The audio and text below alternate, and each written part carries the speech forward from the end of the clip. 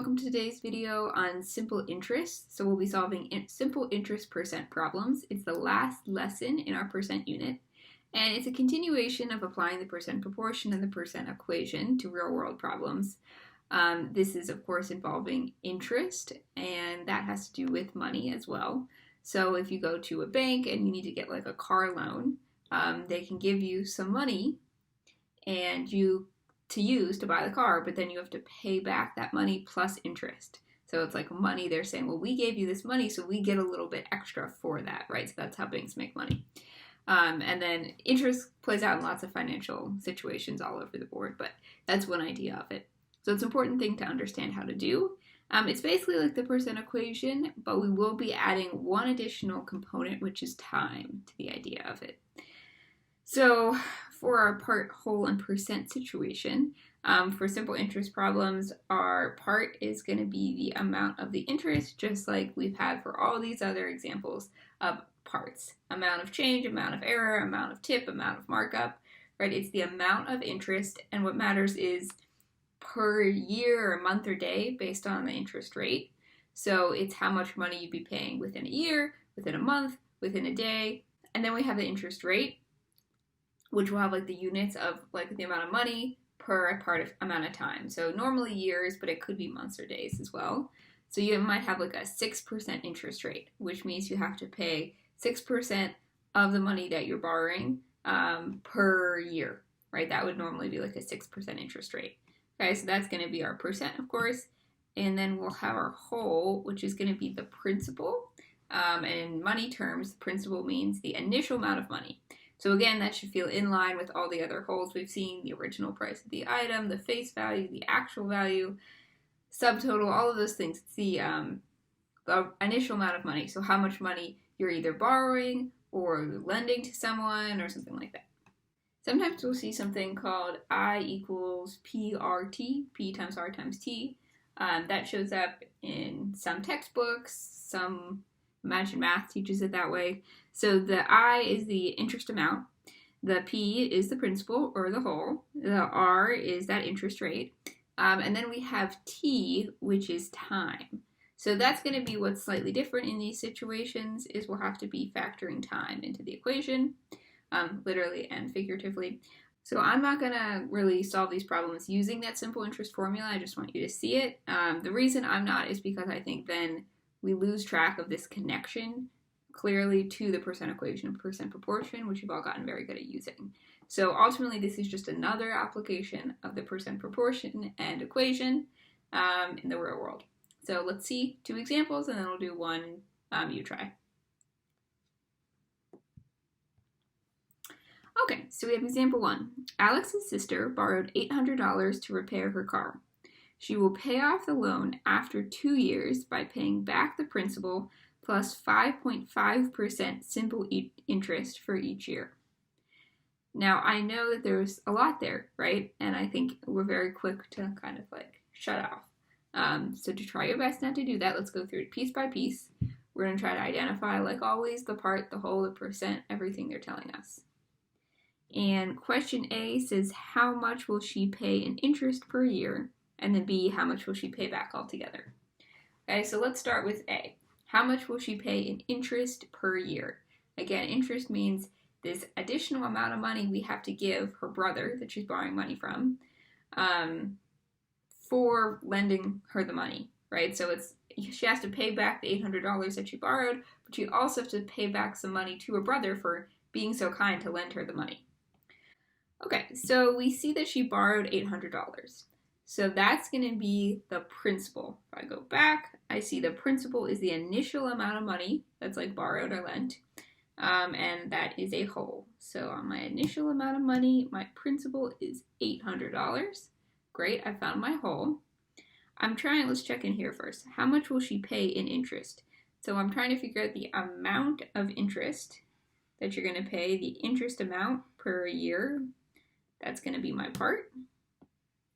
So I'm trying to figure out my part here. I have the whole. Of course, I'm going to need the percent. So she'll pay off her loan after 2 years by paying back the principal plus 5.5% simple interest. Okay, well that, of course, that's going to be my percent, my simple interest percent. and it's per year, which is going to be important. So it's the amount of money, so it's the percent of money I'm paying back per year. Okay, and then again, I have this 2-year thing, which will be important, but it's not going to be important for part A. For part A, we're just thinking about each year, how much will she pay back in interest? Okay? All right, so I will use, let's see, I'm trying to find the part. Yeah, I'll use the percent equation here, because that's normally best when I'm trying to find the part. Okay, so for part equals percent divided by 100 times the whole, we here have that the percent here is my simple interest rate, so that is 5.5%. And the whole is that principal amount that we are borrowing, that Alex's sister is borrowing from him, so that's $800. Okay? So we can find that simple interest by just multiplying. So if I wanted to do this by hand, I already know 800 is the same thing as 800 divided by 1. Something that will make it easier is if I have 800 divided by 100, that's equal to 8. Because I'm just crossing off the zeros because I'm dividing by 100, divided by 10 each zero. So really I just have to do 5.5 times 8. 8 times 5 is 40. Carry the 4 times 5 is 40 plus 4. And then I have the 0. So we're going to get $44. And of course, depending on what resources you have and the time requirements, you could do that on a calculator as well. Okay, so how much will she pay in interest per year? Alex's sister is going to pay $44 per year in interest to her brother. Okay, so now that I've figured that out, I can answer part B. So part B says, how much will she pay back altogether? Okay, so let's reason through this. She has to pay back the principal. What was the principal again? Yep, it's the $800 she borrowed. So she's going to have to pay back that $800 principal. And then she has to pay back 5.5% simple interest per year for each year. Okay, so how much simple interest will she pay per year? That's $44. We just figured that out. Okay, so that's going to be plus $44. That's for the first year. And then we have another $44 because it takes her 2 years to pay it off. So that's going to be the second year interest. Okay, that's our final answer to the question is going to be what the principal is plus the amount of interest we pay each year. 44 plus 44 is 88, so plus 800. The final amount is going to be $888. That's how much she's going to pay back to her brother all together. One other way that would have made this a little bit shorter is we have $800 as our principal, and then what we added is $44 times 2, because that was the amount of years that she had to pay it back. So if it would, instead of writing 44 plus 44, of course we could write that as 44 times 2. So that does connect back to that simple interest formula that I mentioned, right? We find the amount of the interest, and then we have to multiply it by the time. So that was $44 times 2 is 88. Okay, let's try example 2. CJ opened a savings account with $250. After 2 years, the total interest he earned was $7.50. What was the annual interest rate? Right, so if you open a savings account with a bank, then they're going to give you a small, but, can be significant interest rate, meaning that they give you a little bit of money for putting your money in their bank, because then the bank can use that money to make more money, so it benefits them overall, but it also benefits you a little bit. So the principal amount, the initial amount that CJ put in the savings account was $250. So that's going to be our whole. Okay, so we're good there. We need to find the annual interest rate. That is my percent. If I need to, I can always go back to that first page and I see interest rate, money per year, month, or day is going to be my percent. Annual. Annual means per year. If you think about the word anniversary, you're celebrating how many years something has happened. So annual, anna, the prefix means year. Okay, and then now you might jump to the idea that $7.50 is our part, but we have to be very careful for these questions. After 2 years, he earned $7.50. We go back to our definition of our part in these problems. It's the amount earned per year. Okay, so after 2 years, CJ earned $7.50. So if it's $7.50 for 2 years, we need to figure out how much interest did he earn in 1 year. So this is a proportion. So to get from 2 to 1, we can divide by 2. So $3.75 per 1 year. Okay, so that is actually my part because that is the interest amount, again, per year, which is important. Okay, but once we found that, now we have our whole, our part. We're trying to find the percent. So since I'm trying to find the percent, I'm going to use the percent proportion because the percent proportion is normally easier when I'm trying to find the percent. So let me set that up. Okay, so when I do that, I get $3.75 as my part divided by $250. My whole or principal is equal to percent divided by 100. There's lots of ways I could solve this proportion. I will see though, since the numbers are pretty easy, to get from 250 to 100, I divide by 2.5 because 100 times 2.5 is going to be 250. So I will do the same to the numerator. And when you do that, you'll get 1.5. So that means that the bank every year is going to give you 1.5% of the money you have in your savings account. For this problem, we're assuming CJ doesn't put anything else in it, so it stays constant at $250.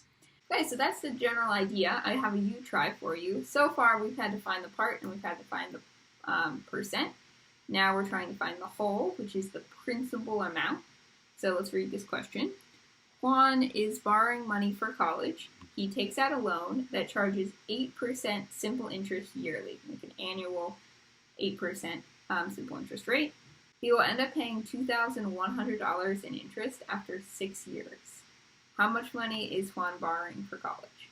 Okay, there are a few steps here. I'm going to start to set this up for you since we haven't seen one together, but then I'm going to have to finish it. Okay, so it's an 8% simple interest yearly. Okay, so we have our percent. That's pretty easy. It's good to note that we're talking about years. We have that he'll end up paying $2,100 in interest after 6 years. Okay, so this is going to be just like we just did in example 2. 6 years, he's going to pay $2,100. So you're going to need to find in 1 year how much does he pay. Because that value right there, that's going to give you your part. Okay, and then you'll have your part, you'll have your percent, and you need to figure out how much money is Juan borrowing for college. So that's the principal amount that he needs to borrow. And you're going to find that, which is our whole. So you can either use the percent proportion or the percent equation to do that. And when you solve that, you should get that Juan borrows $4,375 for college. So you can see my work here. I decided to use the percent equation. I actually normally use the percent proportion for this, but I wanted to show you how you could find the whole using this method. So our part is $350. I got that by doing 2,100 divided by 6 to get the equivalent ratio, divided by 6, divided by 6. So that's the part, 8%. And then 8 divided by 100, we know that that can be expressed in our decimal form as 0.08. It's also, when it's correctly, and I don't always do this, correctly read, it's 800ths because we're in the 100th position in the second decimal point. And then we can just solve this equation. So we're trying to find our whole. The whole is currently being multiplied by 800ths. So how do we undo multiplying by 800ths? We divide by 800ths. So you divide both sides by 800ths. 350 divided by 800ths is 4,375.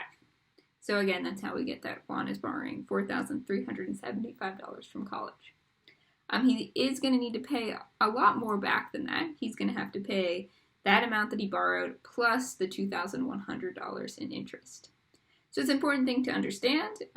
It's often, getting college loans is often worth it, but you do have to think about the financial implications down the line. But you would always want to kind of have the math mapped out before you get a big loan so you understand what you're getting into.